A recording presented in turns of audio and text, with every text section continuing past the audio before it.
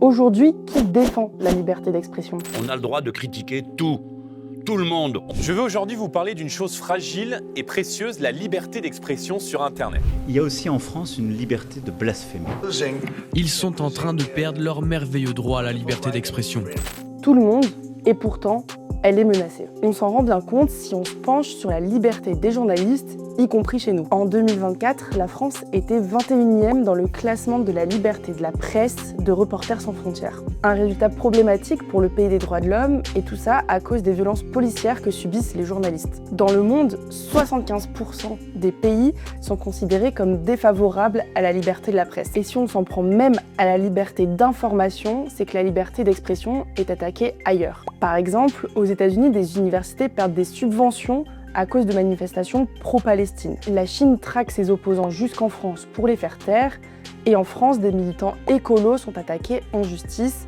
Bref, ça craint. Pouvoir s'exprimer librement, c'est un des fondements de notre démocratie, mais aujourd'hui c'est menacé, notamment parce qu'on n'arrive pas à se mettre d'accord sur sa définition. Dans la loi, la liberté d'expression octroie à tout individu le droit d'exprimer ses opinions sans risquer d'être sanctionné. Et ce droit fondamental pour la démocratie intègre d'autres droits: la liberté d'opinion, la liberté de manifestation, la liberté de la presse et le droit de grève. Mais on ne peut pas tout dire pour autant, la loi impose certaines limites, et c'est là que deux interprétations s'opposent et la fragilisent. D'un côté, il y a une vision plutôt européenne de la liberté d'expression, où les institutions peuvent limiter la liberté. La diffamation, les atteintes à la vie privée et les discriminations sont interdites par la Cour européenne des droits de l'homme. On pourrait appeler ça des censures positives qui suivent le principe de l'article 4 de la Déclaration des droits de l'homme et du citoyen. La liberté consiste à pouvoir faire tout ce qui ne nuit pas à autrui. Ce qui explique, par exemple, la récente condamnation d'Éric Zemmour à payer 9 000 € d'amende pour injure raciale. La chaîne C8 a également été fermée par l'Arcom en suivant ce même principe qu'on a hérité de la Révolution française.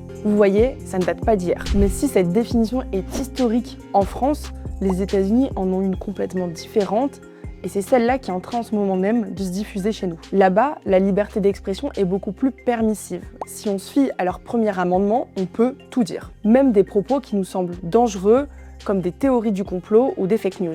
Et c'est cette perception qui s'applique de plus en plus en pratique directement sur les réseaux sociaux. Les propriétaires des plateformes les plus populaires sont américains et suivent ce principe. Musk, par exemple, a racheté Twitter en prenant cette version de la liberté d'expression. Le problème pour eux, c'est qu'ils sont confrontés aux réglementations européennes, comme le Digital Services Act qui régule les plateformes numériques. Son objectif est de mieux protéger les internautes européens et leurs droits fondamentaux. Mais ces contraintes légales ne plaisent pas, et c'est pour ça que X s'est débarrassé de tout ce qu'il pouvait. En mai 2023, il s'est retiré du code européen de lutte contre la désinformation. Du coup, la plateforme abandonne le fact-checking et lui préfère une note de communauté. Les modérateurs humains professionnels et l'IA sont donc de moins en moins utilisés pour la modération. C'est là que ça se complique. Jusque-là, c'était la responsabilité des pouvoirs publics de l'encadrer. Mais désormais, les acteurs privés s'y mettent aussi et ils imposent leurs définitions et leurs usages puisque les plateformes numériques leur appartiennent. X, Instagram, Facebook et TikTok sont les réseaux les plus populaires et leurs propriétaires choisissent ce qui apparaît dans nos fils d'actualité. En 2023, l'ONG Human Rights Watch a enquêté sur la censure systémique d'Instagram et Facebook des contenus liés à la Palestine. En 2024, des influenceurs dénonçaient le shadow ban sur Instagram lorsqu'ils partageaient leur soutien à la cause palestinienne. Bref, ces soi-disant défenseurs de la liberté d'expression choisissent ce que nous, on voit, alors même qu'ils ne sont pas neutres, bien au contraire.